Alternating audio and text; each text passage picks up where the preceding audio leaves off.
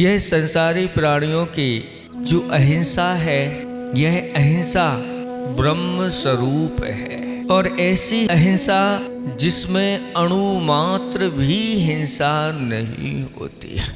ऐसे अहिंसा के पुजारी 24 तीर्थंकर इस पृथ्वी पर हो चुके हैं और उन्होंने अहिंसा धर्म का उपदेश दिया।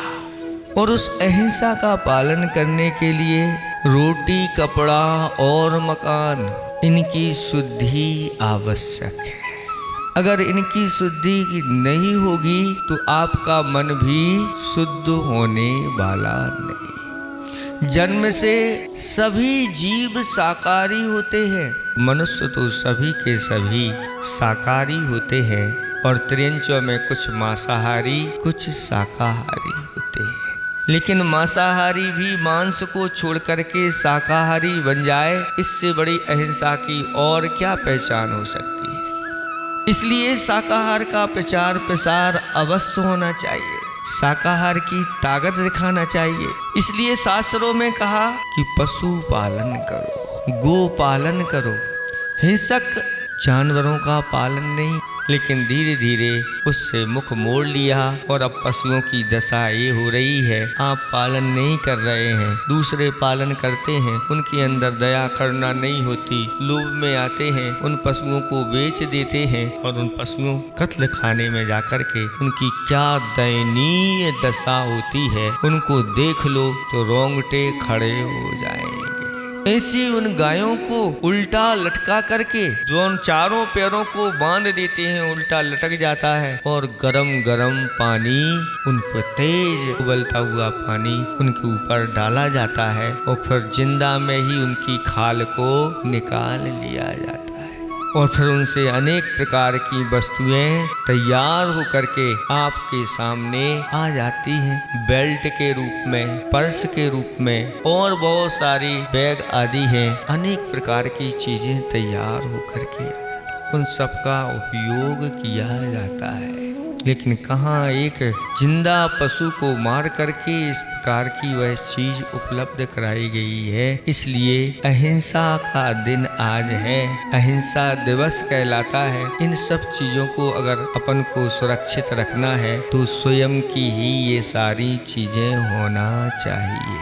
इसलिए आचार्य से कहते हैं, हाथ मत देखो, अपना हाथ मत देखो, अपना बाहुबल देखो कि मेरे हाथ में कितना बाहुबल है और इस बाहुबल का मैं कितना उपयोग कर सकता हूँ। जो अपने बाहुबल का प्रयोग कर लेता है अच्छे शुभ कार्यों में, वह धर्म का पुरुषार्थ करते हुए एक दिन जाकर के मोक्ष पुरुषार्थ भी वह कर लेता है। इसलिए आप लोग बैठ करके, बड़े बड़े बुजुर्ग हैं, अपनी बुद्धि को अब अच्छी तरह से पैनी करके और इस प्रकार की आप लोगों को योजना बनाना चाहिए कि किस तरह से अहिंसा धर्म सुरक्षित रहेगा। सारे भारतवर्ष के जैनी लोगों को हमारा यही कहना है कि मंदिर में जितनी भी ये कपड़े यूज करते हैं अंगोछी के रूप में, भगवान का प्रक्षाल करने के लिए अंग जो मार्जनी होती है, वह अंग मार्जनी के लिए शुद्ध हथकरघे की ही होनी चाहिए। और अपने घर में जो वस्त्र जल छानने का है वो भी हथकरघे का होना चाहिए। आप अपनी रसोई में जो कपड़े का उपयोग करें शुद्ध वस्त्र होना चाहिए। और अगर हो सके तो अपने जीवन में ही शुद्ध वस्त्र पहनना चाहिए। अहिंसक भी वीर हुआ करते हैं, ऐसे भी उदाहरण हैं। और लोग कहते थे भाई ये क्या लड़ाई लड़ेंगे, ये तो तराजू तोलने वाले हैं। लेकिन राजा ने आदेश दिया, जाओ तुम्हें युद्ध में जाना है। अनेक सैनिक थे, वो भी कहने लगे ये क्या युद्ध लड़ेंगे। और जब युद्ध में पहुंचे तो उन्होंने ऐसे युद्ध लड़े कि घोड़े पर बैठा,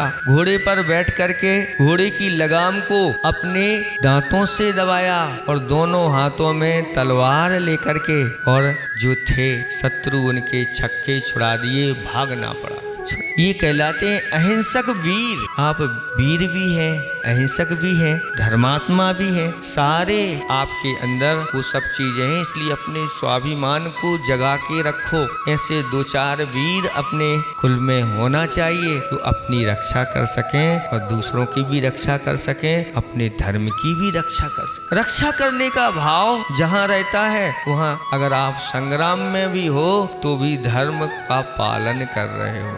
धर्मवीर योद्धा, धर्मवीर योद्धा जो धर्म युद्ध लड़ते हैं। धर्म युद्ध वही होता है जहाँ किसी न किसी जीव की, परिवार की, राष्ट्र की, धर्म की रक्षा के लिए वह युद्ध लड़ा जा रहा है। ऐसे अगर वीर गति को भी प्राप्त हो गए तो कहते हैं कि स्वर्ग आदि की प्राप्ति ऐसे वीरों को हो जाती है।